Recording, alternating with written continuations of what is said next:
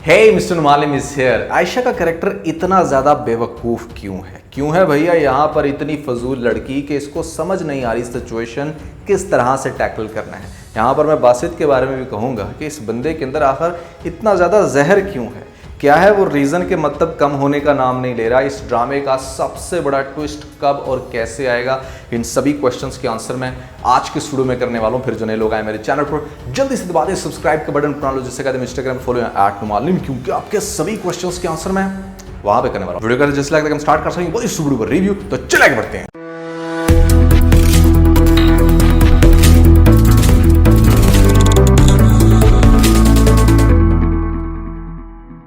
तो दोस्तों हम डिस्कस कर लेते हैं कि इस ड्रामे का आखिर सबसे बड़ा ट्विस्ट क्या है, इस ड्रामे के अंदर तड़का कैसे लगेगा। यहाँ पर स्टोरी अगर इसी तरह चलेगी कि बासित बस फजूल की हरकतें कर रहा है और यहाँ पर बहुत ज़्यादा प्रोटेक्टिव बनी हुई आयशा, तो फिर मज़ा कैसे आएगा। मज़ा आएगा उस करैक्टर की वजह से जिस करैक्टर की वजह से आप लोग ये ड्रामा नहीं देख रहे थे, कह रहे थे कि यार ये बहुत ही टॉक्सिक है, हमें तो इसकी शक्ल भी पसंद नहीं है। वो है आयशा उमर।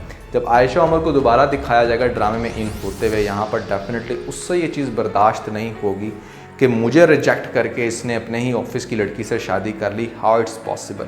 वो लड़की जो कि पहले ही ओवर एज हो चुकी है अपने फजूल के एटीट्यूड की वजह से, यहाँ पर अब उसकी बाकी की ज़िंदगी सिर्फ साजिशों में गुजरेगी। वो ये कोशिश करेगी कि किसी तरीके से आयशा को डिवोर्स मिल जाए, जबकि आयशा खुद भी बहुत ज़्यादा डर रही है बासित से। यहाँ पर हर तरह से आगे से उसके साथ नाइस होने की कोशिश करेगी, जब ख़ास तौर पे उसकी माँ उसको समझाएगी और बासित की माँ भी ये समझाएगी कि मेरा बच्चा इस तरह का है, तो मैं थोड़ा सा अपने अंदर एक चेंज लाना होगा, तो वो चेंज लाएगी। इनकी स्टोरी, इनकी केमिस्ट्री अच्छे से बनते हुए दिखाया जाएगा, लेकिन आगे जाके आग लगा देगी आयशा उमर। अब आयशा का कैरेक्टर डायरेक्टली बासित को बहुत ज़्यादा ब्लैकमेल तो नहीं कर सकता, लेकिन एक ऐसी चीज़ है जिसका राज उसके पास है और वो है इसका बिजनेस, और इसके बिजनेस को बहुत अच्छे से जानता है आयशा का बाप।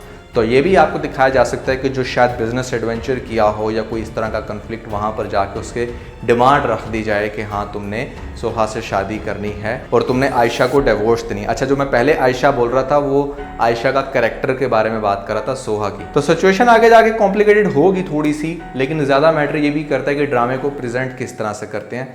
ड्रामा स्टार्ट में बोरिंग था, अब थोड़ी थोड़ी पेस पकड़ रहा है, लेकिन यहाँ से पेस पकड़ना बहुत ज़रूरी है।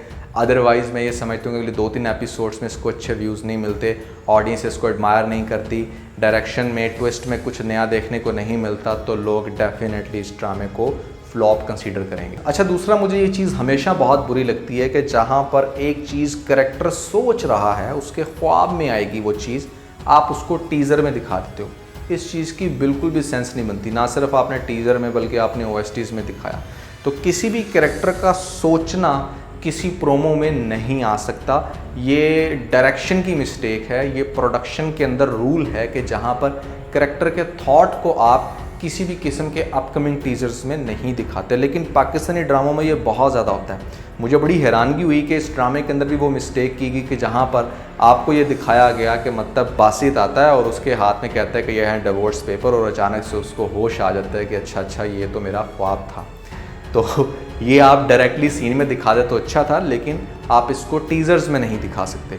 और इसी की बेस पे हमने प्रिडिक्ट करा था कि जैसे सिचुएशन क्या बन सकती है, स्टोरी किस तरह से ड्राइव होगी, तो इसकी स्टोरी अब अच्छी खासी डिफरेंट होने वाली है। बहुत सारे मैं इसके न्यू एलिमेंट्स को डिज़ाइन करूँगा, कीपिंग दैट कि सिचुएशन कैसी चल रही है, और फिर आपको इस ड्रामे का एंड नेक्स्ट रिव्यू के अंदर बताने वाला हूँ। सबसे हम डिस्कस कर लेते हैं यहाँ पर बासित कैरेक्टर को। तो मतलब it's very unethical not to attend your newly married wife. मेरे ख्याल से किसी भी लड़की का यह सबसे बड़ा सपना होता है इस रात को लेकर के, कि मतलब it's not just about one thing, it's about so many things, के जहाँ पर वो बहुत कुछ सोचती है कि अच्छा वो दिन कैसा होगा, वो रात कैसी होगी, किस तरह से मेरा हस्बैंड मेरे पास आके मुझे अप्रिशिएट करेगा, मेरी ब्यूटी को थोड़ा सा एडमायर करेगा। लेकिन जब इस हक से आप उस लड़की को महरूम कर देते हो, तो वो लड़की बहुत ही ज़्यादा पागलों वाली हरकतें करना शुरू हो जाती है, जो कि आपको कुछ हद तक यहाँ पर आयशा को करते हुए दिखाया गया।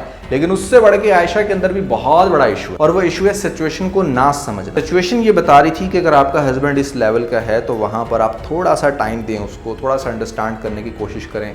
ये नहीं कि अगर वो ऑफिस में गया तो आप भी उसके पीछे ऑफिस में भाग जाएं, वहाँ पर जाकर उसके साथ ज़िद लगा लें कि मुझे तो करनी है जॉब लाजमी अपनी फैमिली को सपोर्ट करने के लिए। कि मतलब कोई बेवकूफ़ ही होगा जिसको ना समझ आए कि इतना इंसान अमीर जिसने मेरे साथ शादी कर रखी है, यहाँ पर मेरी फैमिली को क्या उसने एक पाई नहीं दी होगी क्या? यहाँ पर अगर वो कह रहा है कि थोड़ी देर बैठ के मेरे से बात करो, हम इस चीज़ का कोई सलूशन निकालते हैं, लेकिन वो बंदी तो सुनने के लिए राज़ी नहीं। वो तो कहती है कि नहीं भाई नहीं, मैंने तो ये जॉब करनी है। जॉब करके तुमने पैसे कहाँ से लेने हैं? आने तो उसी की कंपनी से है ना। तो एक किस्म की इनडायरेक्टली आप उससे हेल्प ले रही हो। तो जब वो आपका लीगल हस्बैंड बन गया है तो डायरेक्टली हेल्प लेने में क्या इशू है? आपको अगर लगता है कि आप उसके ऑफिस में काम करके वो पैसा अर्न कर रहे हो तो आप समझ लो कि आप उसके घर में उसकी वाइफ बन के, उसका ख्याल रख के, उसके कपड़े इस्त्री करके, खाना बना के, उसके कमरे को अच्छे से सेट करके भी आप एक किस्म की जॉब ही कर रहे होते हो। तो आप ऑलरेडी इस चीज़ का राइट रखते हो कि आपका हस्बैंड आपको सपोर्ट करे और इन मैनी केसेस वो आपकी फैमिली को भी सपोर्ट करे, जैसे कि यहाँ पर आयशा की फैमिली दिखाई गई। लेकिन वो उसके साथ बात बात पे जिद लगा रही है। उसको पहले ही दिन जाके सुना दोगी तुम के मतलब ऐसे में तुमने पहली रात मेरे साथ कुछ नहीं करा, यहाँ पे बिल्कुल छोड़ दिया।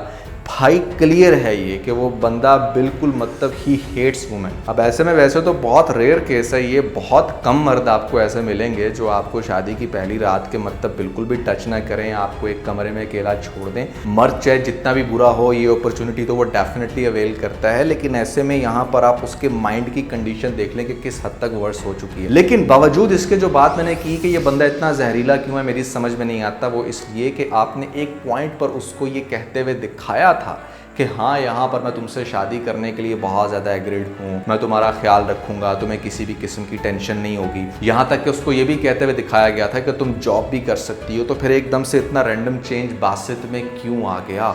क्यों आखिर वो उसको अलाउ नहीं कर रहा? ये बासित के एंड से क्वेश्चंस हैं। दोनों क्वेश्चंस आपने कमेंट्स में मुझे ज़रूर बताने हैं। और मर्दों को ये बात बिल्कुल भी अच्छी नहीं लगती कि आप उनकी परमिशन के बगैर डायरेक्टली आप अपने घर में चले जाओ अपनी माँ के पास। तो नेक्स्ट एपिसोड में इस चीज़ को लेकर भी इशू होगा, जहाँ पर आपको दिखाया जाएगा कि बासित शायद फ़ोन करे आयशा की माँ को और ये कहे कि मतलब आप किस तरह से उसको अपने पास रिटेन कर सकती हैं, जबकि आप ऑलरेडी इस चीज़ का मुआवजा ले चुकी हैं कि आप हमारी लाइफ में इंटरफेयर नहीं करेंगी।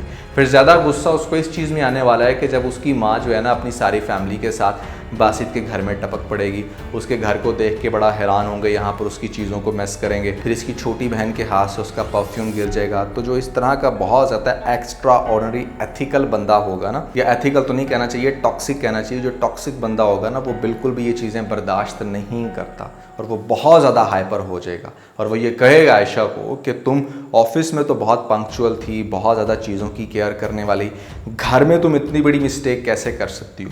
अब इसी सिनेरियो में हो सकता है कि उसका कोई इन्वेलप इधर उधर हो जाए, तो यहाँ पर वो ये कहेगा कि तुम्हारी फैमिली आई थी और तुम्हारी फैमिली की वजह से वो चीज़ गायब होगी। और दूसरी बड़ी कंडीशन ये भी है कि वो उस इन्वेलप की बात कर रहा है जो बेसिकली इसने उसकी माँ को दिया 75 लाख का। वो कहेगा कि मतलब ये सारा मैस हो गया, यहाँ पर वो पैसे लेके आओ वापस। तब जाके रियलिटी क्लियर होगी, आयशा को पता चलेगा कि वो एक्चुअली में ब्याह करनी गई, बिक कर गई है। तो अगली एपिसोड में ये पोल तो खुलने वाला है और इस पोल के खुलने से बहुत पहले यहाँ पर बासित का दोस्त उसको ये कह देगा कि तुम डायरेक्टली खुद ही उसको बता दो, क्योंकि मुझे लग रहा है कि सिचुएशन बड़ी ख़राब हो रही है।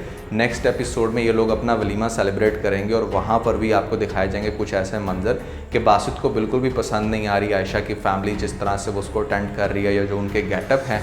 वो बंदा बहुत ज़्यादा स्टेटस कॉन्शियस है और स्टेटस कॉन्शियस होने की वजह से अपने बिजनेस को, अपनी प्रॉपर्टी को रिटेन रखने की वजह से अगर वो शादी जैसा कड़वा घूंट भर सकता है तो वो कैसे ये छोटी छोटी चीज़ें बर्दाश्त करेगा? ये चीज़ आयशा को फिलहाल समझ नहीं आ रही। इसीलिए आयशा को ये टीज़र में एतराज़ करते हुए दिखाया जा रहा है कि आप ऐसे रिएक्ट क्यों कर रहे हैं कि जैसे आपके साथ बहुत बड़ी ज़्यादती हो गई हो, जबकि उसको ये बात नहीं पता होगी अंदर वाली उस टाइम तक के यहाँ पर मेरे घर वालों ने इससे इतना ढेर सारा पैसा लिया। देखो, कभी भी अगर आप इतना ढेर सारा पैसा लेकर अपनी बेटी को ब्याह रहे हो ना, तो ये बात जहन में रखो कि आपको टके की रिस्पेक्ट नहीं मिलेगी उस फैमिली में। आप कभी भी ये मत समझना कि आपको बड़ा अच्छे से वेलकम किया जाएगा, वहाँ पर आपकी खातिर तवाज़ा की जाएगी इसलिए कि मतलब आपने उनको अपनी बेटी दे दी। Absolutely not. वो लोग आपको जूते की नोक पे रखेंगे। तो लिहाजा आपने रिश्ता करते हुए ये बहुत अच्छे से समझना है कि आप कोई इस तरह की फजूल की डील तो नहीं कर रहे, क्योंकि जब आप डील कर रहे हो तो फिर एक्चुअली में आप अपनी बच्ची को बेच रहे हो। और ये दोनों साइडों पे हैं। कुछ केसेस में लड़के की फैमिली इतनी स्ट्रांग नहीं होती, यहाँ पर बहुत बड़ी डिमांड कर देती है जहेज़ को या गाड़ी को लेकर। लड़की की फैमिली वाले उसको वो सारा कुछ दे तो देते हैं, लेकिन फिर लड़का बेचारा प्रेशराइज होकर उस बीवी के साथ रह रहा होता है, उसको पता होता है कि यहाँ पर मैंने छोड़ा, वहाँ पर ये अपना सब कुछ लेकर भाग जाएगी। तो दोनों कंडीशंस हो सकती हैं, लेकिन ज़्यादातर केस देखा गया है लड़कियों के केस में। तो दोस्तों आप लोगों के लिए बहुत ही कमाल की गुड न्यूज़ वो ये कि जिस ड्रामे का आपको बेताबी से इंतज़ार था, मैंने उस ड्रामे की तकरीबन कंप्लीट स्टोरी बता दी है। स्टोरी का ओवरव्यू दिया मैंने कि किस तरह से हमारे पास बख्तावर ड्रामे की स्टोरी चलने वाली है। अगर आप लोगों की नज़रों से वो वीडियो नहीं गुजरी, जो कि बहुत अच्छी जा रही है, बहुत ज़्यादा लोग उसको पसंद कर रहे हैं, तो ऊपर आपको लिंक मिल जाएगा, जल्दी से लिंक पे क्लिक करके इस ड्रामे की स्टोरी को सुन के अपना फीडबैक मुझे ज़रूर दीजिएगा। तो आज के बस इतना है। अगर आपको इस वीडियो के अंदर कोई एक पॉइंट अच्छा लगा तो आप इस वीडियो को लाइक जरूर कीजिएगा और अपने दोस्तों के साथ ज़्यादा से ज़्यादा वीडियो को शेयर करने की कोशिश करें, स्पेशली उन दोस्तों के साथ जो पाकिस्तानी ड्रामास के बहुत बड़े फैन हैं। वीडियो अच्छी लगी तो सब्सक्राइब बटन के ऊपर जरूर क्लिक कीजिएगा और कमेंट सेक्शन में मुझे अपना फीडबैक देना मत भूलिएगा। और ये सारे काम करने के बाद आप बेल आइकन प्रेस कर लीजिएगा ताकि लेटेस्ट अपडेट आप लोगों को सबसे पहले मिल सकें। इसके साथ में बहुत सारा ख्याल रखें। Stay motivated and God bless you.